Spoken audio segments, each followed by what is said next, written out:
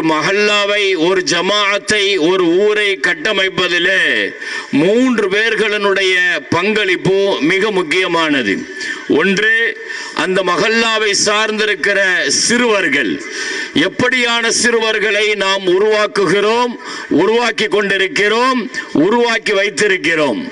இரண்டாவது, அந்த மஹல்லாவில் வளர்ந்து வருகிற இளைஞர்கள். அந்த இளைஞர்களை எப்படியான இளைஞர்களாக சமுதாயத்திற்கு நாம் தந்திருக்கிறோம்.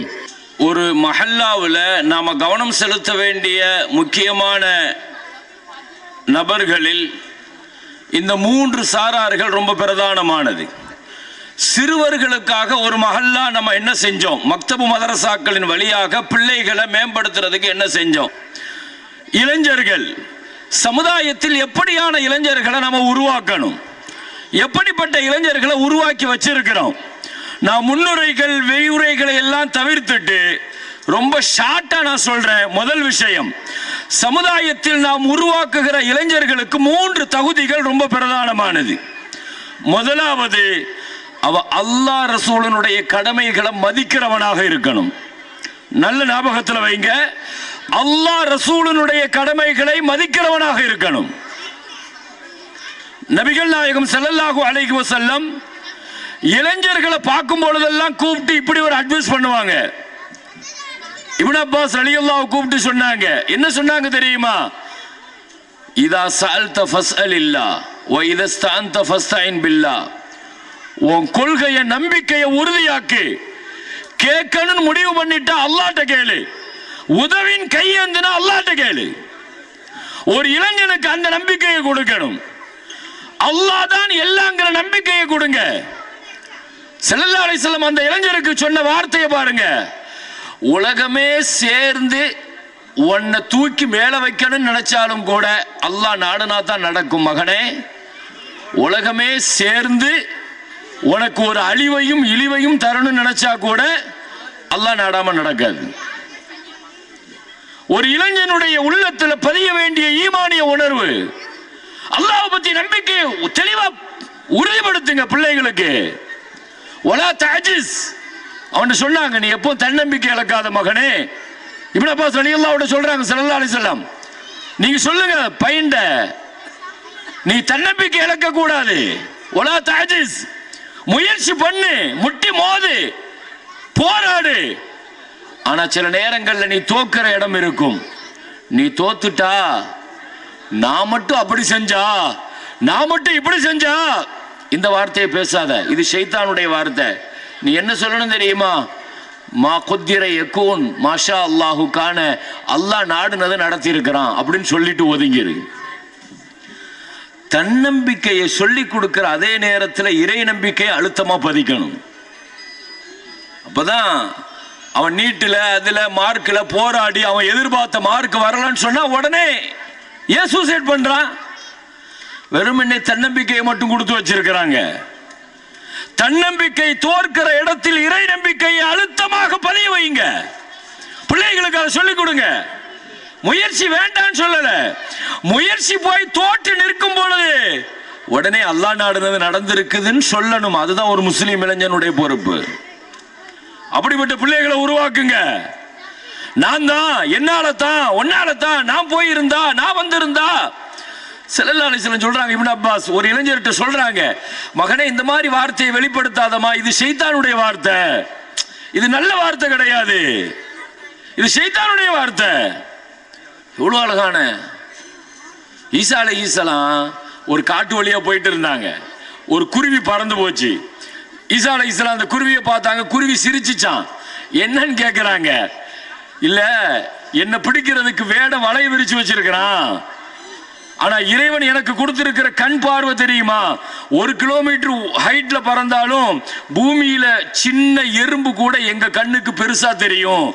நான் இந்த வலையில எல்லாம் மாட்டுவன் அவன் விரிச்சு வச்சிருக்கிறான் அப்படின்னு கேலி பண்ணிட்டு சிரிச்சிட்டு பறந்து போச்சு. திரும்ப மாலையில ஈசா அலைஹிஸ்ஸலாம் திரும்ப ரிட்டர்ன் வரும்போது அதே குருவி வலைக்குள்ள மாட்டிட்டு அடிச்சுட்டு கிடக்குது. கேட்டாங்க, காலையில தானே இவ்வளவு வேணா நீ பேசுன, நான் தெரியுமா, என் சக்தி தெரியுமா, என் பலம் தெரியுமான். என்னாச்சு? அது சொல்லுச்சா, இதா கதர ஃபாமியல் பசர், அல்லாஹ்வினுடைய விதி முடிஞ்சிருச்சுன்னா பார்வை குருடாயிடும் போல தெரியுது அப்படின்னு சொல்லுங்க. பிள்ளைகளுக்கு அல்லாஹ்வினுடைய கலா கதிரை சொல்லி கொடுக்கணும். நாம உருவாக்கி வச்சிருக்கிற இன்றைய இளைஞர்களுக்கு பிள்ளைகளுக்கு ரப்ப பத்திய கொள்கைகள் அவ்வளவு உறுதியாக நம்ம உருவாக்கி தரல. பிள்ளைகளுக்கு அவன் படிக்கிற காலேஜுகள்ல, கல்லூரிகள்ல, யூனிவர்சிட்டிகள்ல மெட்டீரியலிச செக்குலரிச கல்வி தான் கற்றுக் கொடுக்கப்படுது. நீ அதை வச்சிருந்தா இதை செய்யலாம், இதை வச்சிருந்தா அதை செய்யலாம். ரப்ப கத்துக்க மாட்டான். டார்வின் தியரியை தான் அவங்க கத்துக்கிறான். முழுக்க முழுக்க குர்ஆனுக்கு எதிரான கொள்கை அது. அப்படிப்பட்ட இதை கற்றுக் கொடுக்கிற அந்த காலேஜுகள்ல, யூனிவர்சிட்டிகள்ல அவன் படிக்கிற அந்த கல்வி, அல்லாஹ் இக்ர, வெறுமனே நீ இப்போ எங்கேயாவது போய் கல்வி கத்துட்டுவான்னு சொல்லல. இக்ர பிஸ்மி ரப்பிக்கல்லதி ஹலக், அடுத்த வார்த்தையை சேர்த்து பிள்ளைகளுக்கு சொல்லி கொடுக்கணும். படைச்சவனுடைய பெயரை மறக்காம படி அப்படின்னு தான் அல்லாஹ் சொல்றான். ரப்பனுடைய பெயரை மறந்துட்டு படிக்கிற கல்வி கல்வி கிடையாது. அது ஆர்ட்ஸ், கலைதான், கல்வி இல்லது. முதல்ல நம்ம பிள்ளைகளுக்கு என்ன சொல்லணும்? இளைஞர்களுக்கு அல்லாஹ்வுடைய கடமைகளை பேணணும், ரசூலினுடைய கடமைகளை பேணு. ரசூலுடைய கடமைகள்னா என்ன? சுன்னத்தை ஃபாலோ பண்ண வைங்க பிள்ளைகளுக்கு. இளைஞர்கள் ஒரு இளைஞர் சுன்னத்தை ஃபாலோ பண்ணா இந்த சமுதாயத்தினுடைய உயிர் துடிப்பு அதுலதான் இருக்குது. உமர் ரலியல்லாஹு வெட்டுப்பட்டு படுத்திருக்கிறாங்க. 3 இடத்துல குத்திட்டானுங்க, வயிற்றுல, இடுப்புல, முதுகுல. குடல் அப்படி சரிஞ்சு வந்து விழுந்துருச்சு. மருந்து ஊத்துறாங்க, வெளியே வருது வயிறு வழியா. அப்படி கிழிச்சிட்டாம விஷந்து வச்ச கத்தியை வச்சு கிழிச்சிட்டானுங்க. ஏன்னா இவர் உயிரோடு எந்த சூழ்நிலையிலும் தப்பக்கூடாதுன்னு 2 மாசமா காத்திருந்து உமர் ரலியல்லாஹு பள்ளிவாசல்ல மெஹராபுல தொழுகையில் நிற்கும் போது போட்டுட்டானுங்க. சரிஞ்சு உளுந்து ரத்த வெள்ளத்துல இருக்கிறாங்க. உமர் ரலியல்லாஹு பக்கத்தில் நின்ன ஒரு இளைஞனை கூப்பிட்டாங்களாம்.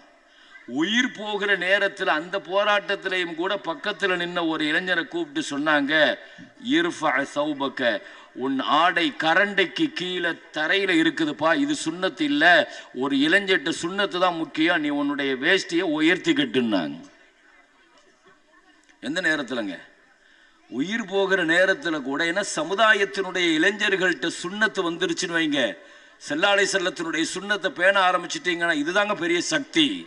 அப்படிப்பட்ட இளைஞர்களை தான் நம்ம உருவாக்கணும். முதல் விஷயம், அல்லாஹ் ரசூலுடைய கடமைகளை பேணுகிற இளைஞர்களா உருவாக்குங்க. 2வது விஷயம், வீட்டினுடைய பெற்றோர்களையும் வீட்டிலும் அக்கறை உள்ள பிள்ளைகளாக உருவாக்குங்க. பிள்ளைங்களை பெற்றவங்களை மதிக்கணும், பெரியவங்களை மதிக்கணும், குடும்பத்தினுடைய பெரியவங்களை மதிக்கணும், மதிக்க வைங்க.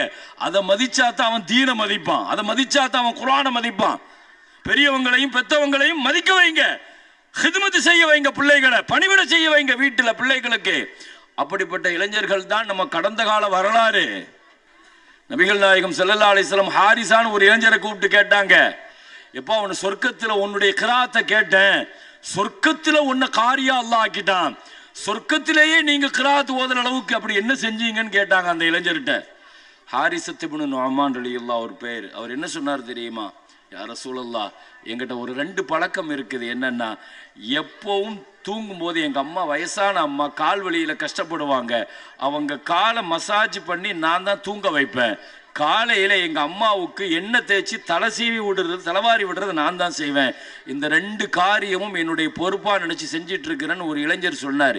ஸல்லல்லாஹு அலைஹி வஸல்லம் சொல்றாங்க, அல்லாஹ் அதுக்கு தான் உங்களுக்கு இவ்வளோ பெரிய அந்தஸ்தை கொடுத்துருக்கிறான். சொர்க்கத்தை கொடுத்தான்னு சொல்லல, சொர்க்கத்தினுடைய காரியாக அல்லாஹ் உங்களை ஆக்கிட்டாங்க. எவ்வளோ பெரிய நசீப் அது, எவ்வளோ பெரிய நசீப். ஒரு ஹரம் ஷரீஃபினுடைய காரிக்கு எவ்வளோ பெரிய மதிப்பு இருக்குது. சொர்க்கத்துக்கே காரியா இருந்தா என்ன செஞ்சிட்டாரு அந்த இளைஞர்? என்ன செஞ்சிட்டாரு?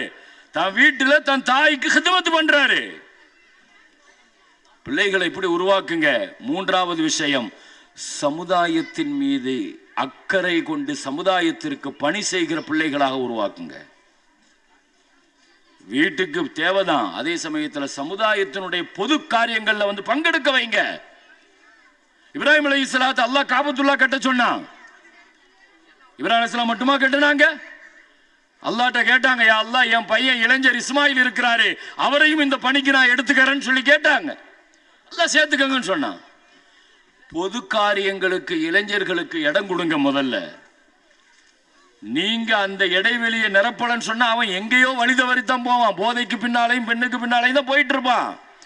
பள்ளிவாசலனுடைய பொது காரியங்களுக்கு அவனுக்கு இடத்தை கொடுங்க, வழிவிடுங்க, நிர்வாகத்துக்கு கொண்டு வாங்க, பெரியவர்களுடைய பொறுப்புல வழிகாட்டுதல்ல களப்பணி செய்ய வைங்க. அப்படிப்பட்ட இளைஞர்களாக உருவாக்கி கொள்ளுங்கள்.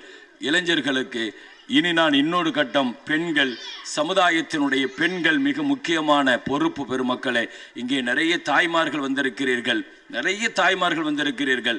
ஒரு பெண்ணுக்கு தர வேண்டிய மூன்றே மூன்று, நான் ஆண்களுக்கு எப்படி 3 விஷயங்களை சொன்னனோ அதே மாதிரி ஒரு பெண்ணுக்கு அவள் வாலிப பெண்ணாக இருக்கிற பொழுது கண்டிப்பாக 3 விஷயங்கள் அவளுக்கு தரப்பட வேண்டும்.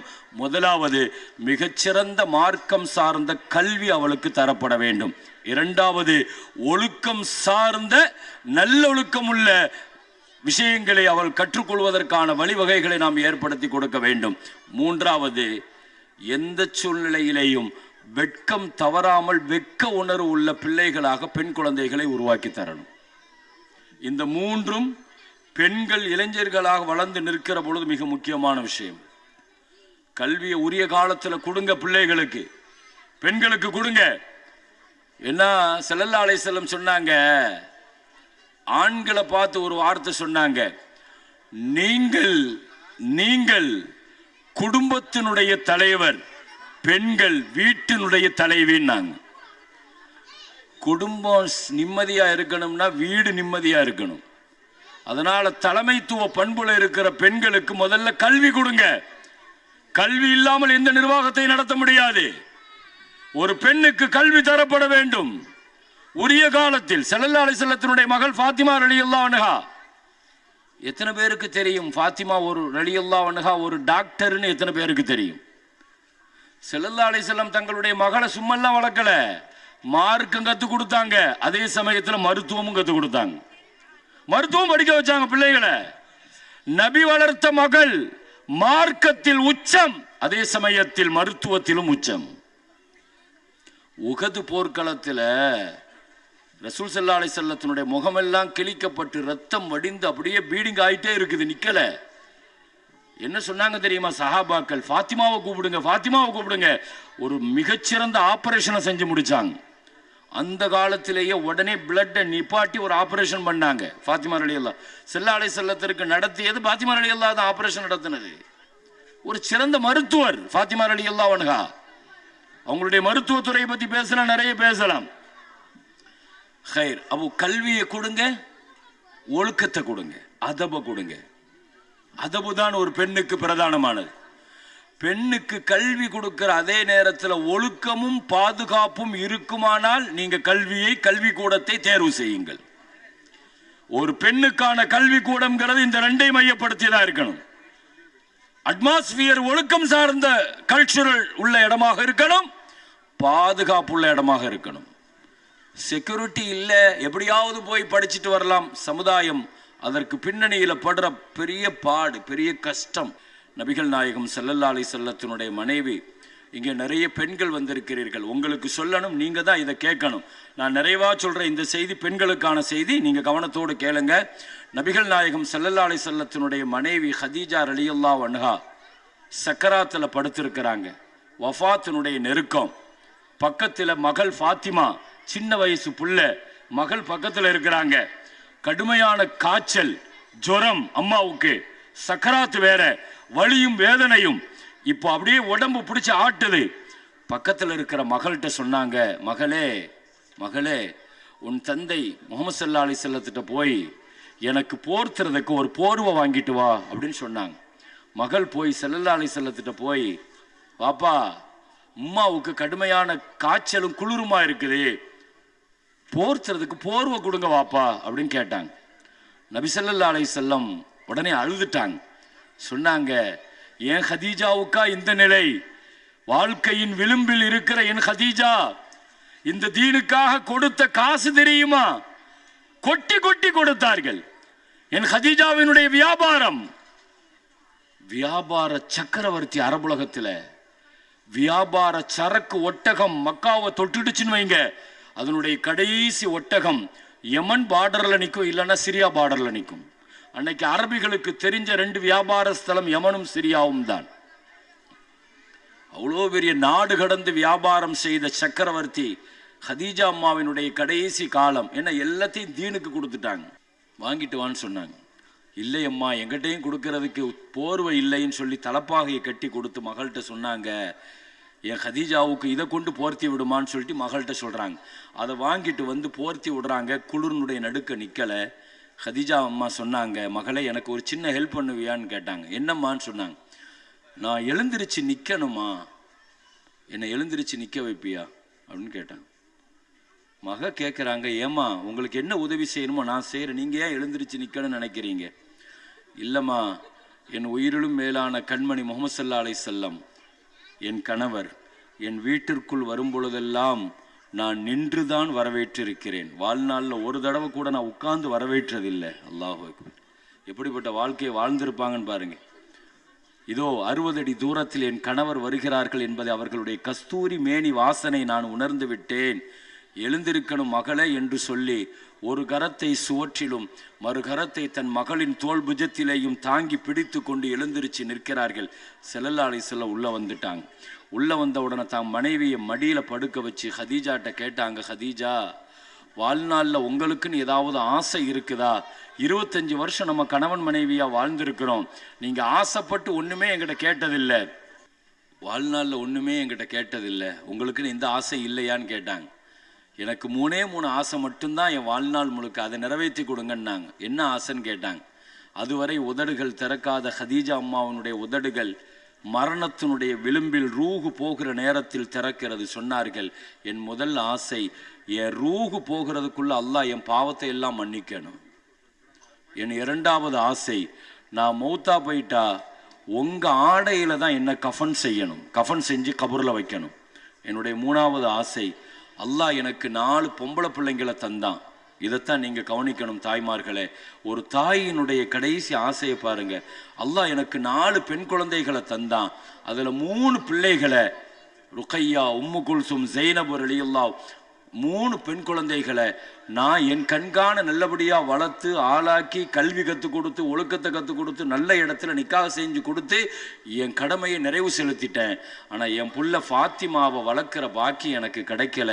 யா ரசூலல்லாஹ், தாய்க்கு தாயாக தந்தைக்கு தந்தையாக என் புள்ள ஃபாத்திமாவை நீங்கள் வளர்த்து ஆளாக்குவீங்களா என்று கேட்டார்கள். ஒரு தாயினுடைய கடைசி இதய துடிப்பு. ஸல்லல்லாஹு அலைஹி வஸல்லம் சொன்னார்கள், கவலைப்படாதீங்க ஹதீஜா, ஒரு பெண் குழந்தை எப்படி வளர்க்கப்பட வேண்டும் என்பதற்கு உதாரணமாக நம்ம புள்ள ஃபாத்திமாவை நான் வளர்த்து காட்டுறேன்னு சொன்னாங்க. அல்லாஹு அக்பர். 8 வயசுல ரசூலுல்லாவுடைய கையை பிடிச்சிட்டு போகும்போது கூட அந்நியர்கள் சுற்றி உட்காருகிற பொழுது ஸல்லல்லாஹு அலைஹி வஸல்லம் சொல்லுவார்களாம், ஃபாத்திமா ஹம்மிரி நஹரக்கி, சுற்றிலும் அந்நிய ஆண்கள் இருக்கிறார்கள், உன் கழுத்து எறும்பு தெரிகிறது மகளே, நீ ஸ்காஃபை போட்டு மூடுன்னாங்க ஸல்லல்லாஹு அலைஹி வஸல்லம். எத்தனை வயசு பிள்ளைக்கு? 8 வயசு பிள்ளைக்கு சொல்லி கொடுக்குறாங்க, மகளே அந்நியர்கள் இருக்கிறாங்க, நீ இப்படித்தான் வரணும்னு 8 வயசுல பிள்ளைக்கு அந்த வெக்க உணர்வை கொடுத்தா தான் அது 80 வயசு ஆனாலும் அந்த ஹயா இருக்கும். ஒரு பெண்ணிட்ட வெக்கம் போயிடுச்சுன்னு வைங்க, தீன் போயிடும், தீன் போயிடும். நீங்க பிள்ளைகளுக்கு கல்வி கொடுங்க, ஒழுக்கம் கொடுங்க, வெக்க உணர்வையும் சேர்த்து கொடுங்க, ஹயாவையும் சேர்த்து கொடுங்க. இந்த 3ம் உங்களால் கொடுக்க முடியலைன்னா அதற்குத்தான் நிஸ்வான் மதரசாக்கள், பயன்படுத்தி கொள்ளுங்கள். வாஹிரு தாவானா அல்ஹம்துலில்லாஹ்.